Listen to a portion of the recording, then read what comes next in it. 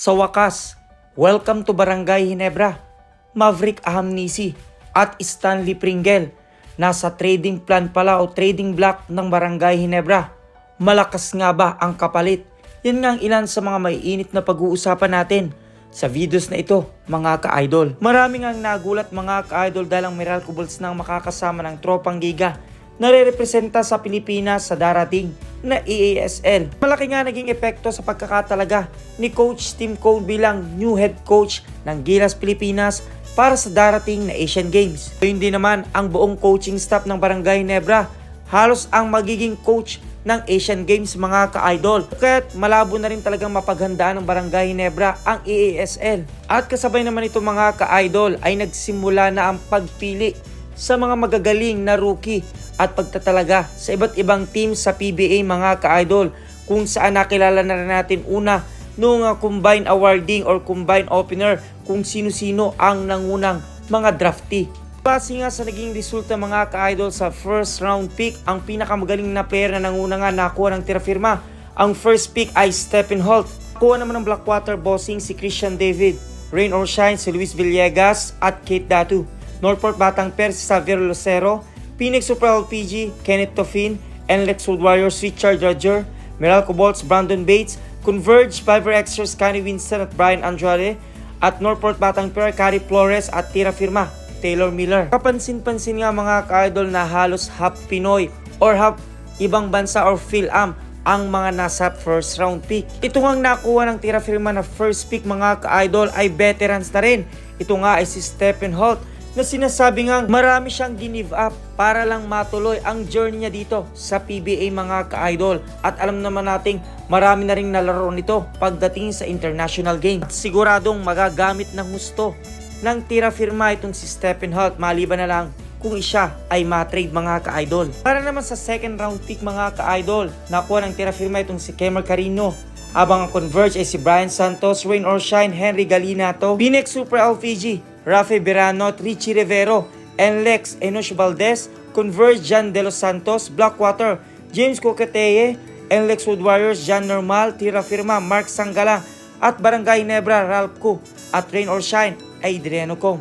Nakuha naman ang Northport Batang Per ang tinatarget nila at naglaro nga sa PBA On Tour para sa Northport Batang Per na si Pranyu, si JC Colliar ng Rain or Shine, at Converge si King Caralepio, Ginebra Franz Sabuda, San Miguel Jason Apolonio, tira firma, Dami Kuntapay, Rain or Shine, Ari Arpia, Renz Navarro para sa NLEX, Converge, Rin William Bing at Meralco, Jesse Sumuda. Nakuha din naman ang Northport Batang Pier, si Jan Amores, habang ang Magnolia si Warren Bonifacio, San Miguel si Ichi Altamirano, tira firma, Kenneth Villapando, Magnolia, Christian Bunag, tira firma pa rin, JJ Pido, Converge Raymond Binuya, Northport John Marie Lacaste Santos, San Miguel Ket Jimenez. Ngayong draftee, isa rin sa inaabangan kung sino mapipili ng Barangay Ginebra. Wala man doon si Coach Tim Cone at si Assistant Coach Del Rosario ang umaten para sa Barangay Ginebra. Ngunit maganda rin naman ang nakuha nila, katulad ni Ralph Cu na naglaro nga para sa PBA 3x3 ng Barangay Ginebra. Gayun din naman mga ka-idol si Kim Orin, naglaro din sa PBA 3x3 na maganda rin ang ipinakita ng dalawang player na ito. Hindi rin papuli ang dalawang NCAA, PBA D-League at MPBL player na si Brandy Baines mga ka-idol na nakuha din ng Barangay Ginebra. Gayun din naman at nandyan din at nakuha ng Barangay Ginebra si Franz Sabuda. Inaasahan nga natin mga ka-idol na magagamit ng Barangay Ginebra ang apat na player na ito. Siyempre, ang controversial player na si Richie Rivero inabangan din na nakuha na nga ng Phoenix Super LPG mga ka-idol. Tila ay tinadhana nga at na-reunite sa kanyang dating coach na si Coach Jamaic Harin. Habang ang YouTube sensation naman mga ka-idol na si Ket Jimenez ay excited na makalaro na nga o maging kakampi itong si Terence Romeo na idolo niya. Tila naman ay parang jackpot naman ang Rain or Shine dahil nakuha nga nila ang dalawang big man na si Villegas at Datu, na confident nga itong si Coach Yengyao na magagamit nila ng husto mga ka-idol. Ngunit sa pagkapili nga nila ng mga malalakas na player, tila may alinlangan pa rin itong si Coach Yengyao na sinabi nga niya sa isang interview mga ka-idol. Walang nakuha si Talk and Text ng maaga, walang nakuha ang San Miguel, walang nakuha ang Magnolia ng maaga, walang nakuha si Ginebra ng maaga. But there was just one problem. Ang problema lang in 1 or 2 years, baka sa kanila naman mapunta yung mga napick natin ngayon. Kung saan ay tila tumugma na agad dahil nagpas nga sa round 3 9 pick itong TNT. Ang tila dahilan mga ka-idol ay gusto na rin nilang makakuha ng malakas na player dahil sabi nga trade alert, rain or shine are trading Henry Galinato to TNT in exchange for a future first round pick. Before the draft, Rain or Shine in TNT has already reached an agreement that if Rain or Shine acquired Galinato, he would be sent to TNT. At ngayon naman mga ka-idol ay dumako tayo sa paghahanda ng Gilas Pilipinas para sa darating na Asian Games.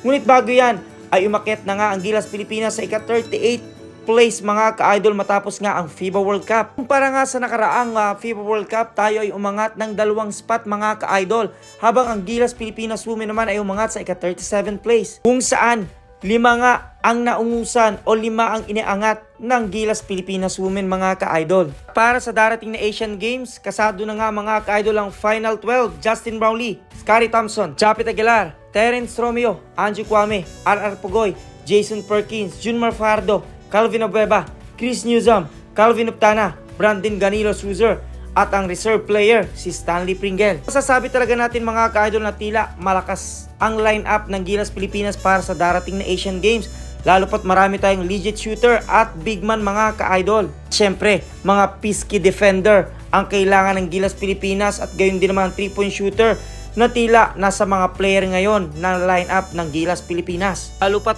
aasahan natin ang magandang tandem nitong si Angie Kwame at Justin Brownlee mga ka-idol. Si Junmar Fajardo na, may Jason Perkins pa mga ka-idol. Nasabi nga ni Coach Tim Cone, that's the big goal. But what I keep on trying to say to everybody is that our goal, but that's not focus. Our focus is the day-to-day, the progress that we make every day and trying to get as good as we can be.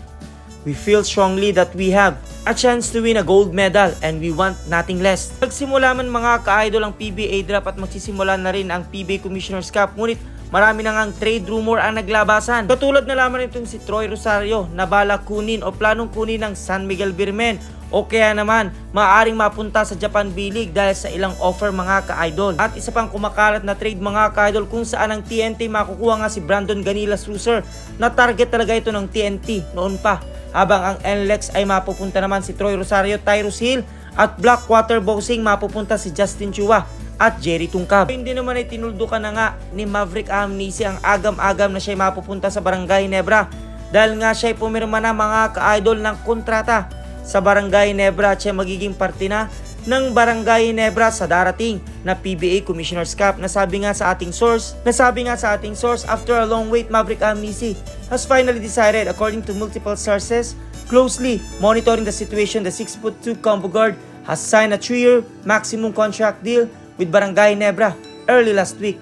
In fact, Amnisi has reported to Ginebra camp last Friday. Amnisi is a welcome addition to Ginebra as Jeremiah Gray will be out for the season while L.A. Tenorio is still recovering. Tila ay minilabas din itong si Snow Badua, itong si Calvin Abueva, Ian Sanggalang at Japet Aguilar ay maaring matulad ni Encho Serrano napunta sa MPBL mga ka-idol. Maaring maging bahagi nga mga ka-idol ng Kapampangan team, na sinasabi nga mga ka-idol na malaki nga ang tsansa na itong si Japet Aguilar ang maaaring lumipat sa MPBL. Alam naman natin na kung titingnan natin ang lineup ng Barangay Ginebra, lalong lumakas nung nadagdag nga itong si Maverick Amnisi. Sa kabilang banda ngay natuloy ang pinost ni Snow Badua na itong si Maverick Amnisi pipirma sa Barangay Ginebra. Ngunit may isa na namang pinost itong si Snow Badua na tila'y tumutukoy sa isang player ng Barangay Ginebra. Sabi nga sa post ni Snow Badua, "Love taking picture of me halting my favorite Pringles flavor." Kung saan tila mga ka-idol itong si Stanley Pringle ay matitrade sa first pick ng tira-firma na si Stephen Holt, na alam naman nating kayang gawin niya ng Barangay Ginebra, lalo pat itong si Stanley Pringle ay maedad na rin. Si Maverick Amnisi ay nandyan na at kaya niyang gampanan ang maaaring iwang posisyon itong si Stanley Pringle, lalo pat tila isang NBA caliber itong si Stephen Holt mga ka-idol. At malaki magiging pakinabang ng Barangay Ginebra rito din. At subok na rin ito sa international game mga ka-idol. At 3-point shooter din itong si Stephen Holt. Na kung kayong tatanungin ko mga ka-idol, deserve nga ba ni Maverick Amnisi na napunta siya sa Barangay Ginebra? At karapat dapat na nga kayang pakawala ng Barangay Ginebra itong si Stanley Pringle? Dahil alam naman natin na matanda na rin o umidad na rin itong si Stanley Pringle. At malaki din ang magiging pakinabang ng Barangay Ginebra kung sakaling ang makuha itong si Stephen Holt mga ka-idol. Kung ano may kasagutan, suggestion, question, advice, just comment down below mga ka-idol. At maraming salamat sa inyong panonood.